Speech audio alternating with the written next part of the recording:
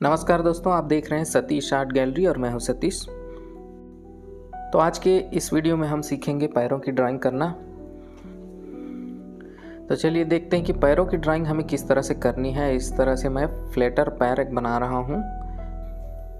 आप सबसे पहले पैरों की पोजीशन किस तरह बनाना चाहते हैं उसके लिए आप प्लान कर लीजिए। उसके बाद आप ड्राइंग से पहले ही आप इस चीज़ की प्लानिंग कर लीजिए, आपका पैर किस एंगल में रहना है और किस तरह आपको अपने पैर को ड्रॉ करना है। तो ये देखिए, मैं एक फ्लैट पैर की फ्रंट पोजीशन में बना रहा हूँ। देखिए, इस तरह से आपको पूरी अपनी आउटलाइन को तैयार कर लेनी है। उसके बाद आपको पैरों की उंगलियों को सही ढंग से आपको ड्रॉ करना है। तो देखिए, पैर का अंगूठा किस तरह से कितने अनुपात में होना चाहिए उसको आपको अंदाज़ा लगाते हुए इस तरह से ड्रॉ करना है। तो पैरों की उंगलियों को आप एक्सटेंड कर लीजिए। देखिए किस तरह से आपको पैरों की उंगलियों को ड्रॉ करना है और पैरों का जो अंगूठा होता है वो सबसे बड़ा होता है। तो देखिए, इस तरह से आप अपनी आउटलाइन तैयार कर लीजिए ड्राइंग की। उसके बाद आप उसकी डिटेलिंग करिए, जैसे मैं कर रहा हूँ। ये इस तरह से पैर हमारे फ्लैट पोजीशन में है तो उसकी डिटेलिंग किस तरह होगी। और ये जो हमारा जो जॉइंट वाला हड्डी होता है पैर के, हाथों या पैरों की ड्राइंग करते समय काफ़ी मुश्किलें आ सकती हैं क्योंकि पैर और हाथों के मूवमेंट्स काफ़ी ज़्यादा होते हैं, उनके एंगल भी अलग अलग बनते हैं हर पोजीशन में। तो देखिए, इस तरह से आपको पैर ड्रॉ कर लेना है।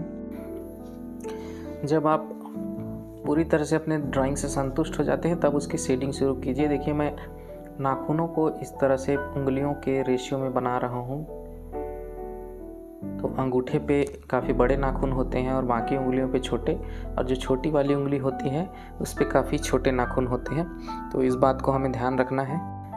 इसके बाद मैं थोड़ी सी डिटेलिंग कर देता हूँ और पैर के जो उंगलियों के मोड़ हैं, देखिए किस तरह से कर्व्स जो बनते हैं उनको आपको थोड़ी सी हाईलाइट करनी पड़ेगी। इस तरह से देखिए, पैरों के जो नाखून हैं मैंने ड्रॉ कर दिए हैं। साथ ही पैरों की जो उंगलियों के मोड़ हैं उनको आप एक सही पोजीशन और सही आकार देना ज़रूरी है आपको। जब आपकी फाइनल ड्राइंग कंप्लीट हो जाती है तब आप उसकी शेडिंग शुरू करिए। शेडिंग से संबंधित सेपरेट वीडियो बना के मैं शेडिंग की बेसिक्स और एडवांस लेवल की शेडिंग मैं आपको बताऊंगा। तो इस तरह से मैं ऑब्जेक्ट की ड्राइंग को शेड कर रहा हूँ और थोड़ी सी परछाई वाला पोर्शन भी मैं ड्रॉ कर रहा हूँ। प्रैक्टिस के दौरान आप बहुत ज़्यादा डिटेल करने की कोशिश मत कीजिए। जब आपको लगे कि आपकी ड्राइंग काफ़ी अच्छी बनने लगी है, आप अपने ड्राइंग से जब सेटिस्फाइड हो जाएं तब आप शेडिंग में ज़्यादा मेहनत कीजिए। इसी तरह पैरों के अन्य पोजीशन को भी ड्रॉ करना सीखिए। देखिए, मैं साइड वाला पोर्शन ड्रॉ कर रहा हूँ। पैर मैंने सामने से फ्लैट फ्रंट पोर्शन ड्रॉ किया, उसके बाद मैं अब पैर का साइड वाला पोर्शन, और देखिए इस तरह से पैर का साइड वाला पोर्शन होगा तो इसमें कर्व्स किस तरह से बनेंगे और पैरों की पोजीशन क्या होगी। आप अलग अलग एंगल से अलग अलग तरह के पैर और उनके पोजीशंस को बनाने की कोशिश कीजिए, जिससे आपकी ड्राइंग और ज़्यादा इम्प्रूव होती चली जाएगी। तो देखिए, थोड़ी सी और डिटेलिंग मैं कर रहा हूँ ताकि आपको और अच्छे से बनाने में सुविधा हो सके। तो सबसे पहले आप अपने ड्राइंग के आउटलाइन को अच्छे से मेज़र करते हुए तैयार कीजिए ताकि किसी तरह की कोई गड़बड़ी ना हो। देखिए, इस तरह से पैर के जो कर्व्स हैं, पैरों में कौन सा हिस्सा ज़्यादा मोटा है और कौन सा हिस्सा पतला है, कहाँ पर हड्डी है और कहाँ पे मसल्स वाला पोर्शन है, ये सारी चीज़ों को हमको ध्यान में रखना बहुत ही ज़रूरी है।